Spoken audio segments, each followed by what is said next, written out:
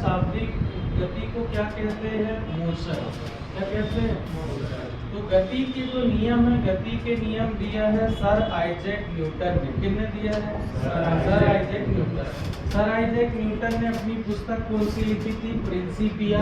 Principia को 1687 में प्रकाशित करे थे। कब करे थे? 1687। तो 1687 में जब प्रिंसिपिया को प्रकाशित किया गया था ना, तो उस समय हमें पता चला था कि गति के अलग अलग कितने नियम हैं? 3।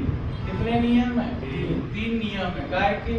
गति के। तो गति के तीनों नियम को किसने परिभाषित करके बताया? Sir Isaac Newton. Sir Isaac Newton की गति का नियम नंबर 1, ध्यान से सुनिएगा और एक बार में याद करना। यदि कोई वस्तु गतिशील है, गतिशील ही रहेगी।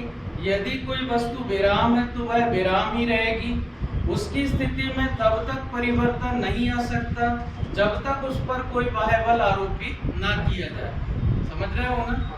इसी को जड़त्व का नियम भी कहते हैं। किसका नियम? जड़त्व का नियम भी कहते हैं। और इसी नियम से बल की परिभाषा भी मिलती है। जैसे उदाहरण के लिए, रुकी हुई बस अचानक से चलती है तो उसमें बैठा यात्री पीछे की ओर झुक जाता है। चलती हुई बस जब अचानक से रुकती है तो उसमें बैठा हुआ यात्री आगे की ओर झुक जाता है ना?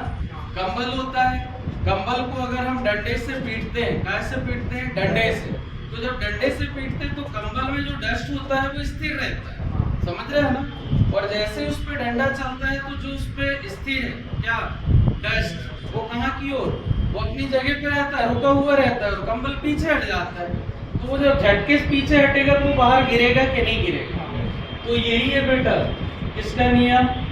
जड़त्व का नियम। इसी को गैलीलियो का नियम कहते हैं। इसी से बल की परिभाषा मिलती है। न्यूटन की गति का नियम नंबर 2, किसी भी वस्तु के संवेग में परिवर्तन की दर उस वस्तु पर आरोपित बल की समानुपाती होता है। संवेग परिवर्तन उसी दिशा में होगा जिस दिशा में बल आरोपित किया जाता है। जैसे आपको बताया मैंने, उदाहरण के लिए फुटबॉल रखा है। क्या रखा है? फुटबॉल को मैं अगर धीरे से किक करूंगा तो वो धीरे से जाएगा, पर जिस दिशा में किक करूंगा वो उसी दिशा में जाएगा।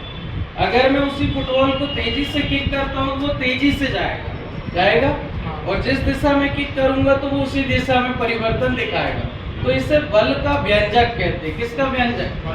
बल का व्यंजक कहते हैं। समझ गए बेटा? तीसरा, न्यूटन की गति का तीसरा नियम। तीसरा नियम कहता है प्रत्येक क्रिया के बराबर परंतु विपरीत दिशा में प्रतिक्रिया।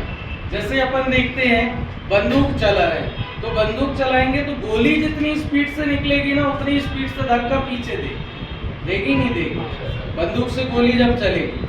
नाव के किनारे पे जब कूदा जाता है तो नाव उतना ही पीछे झुकता है जल में जितनी स्पीड से हम ऊपर जंप मारते हैं। आराम से जंप मार रहे, हल्का सा आएगा पीछे। तेजी से जंप मारेंगे तो वो तेजी से पीछे आएगा। तो कुल मिला के परिवर्तन उसी दिशा में होगा। तो प्रत्येक क्रिया के बराबर परंतु विपरीत दिशा में प्रतिक्रिया। समझ में आया? उदाहरण आया नहीं आया? तो ये सारी की सारी चीजें आपको याद रखनी गति के तीनों नियम। किसने दिया ये तीनों नियम?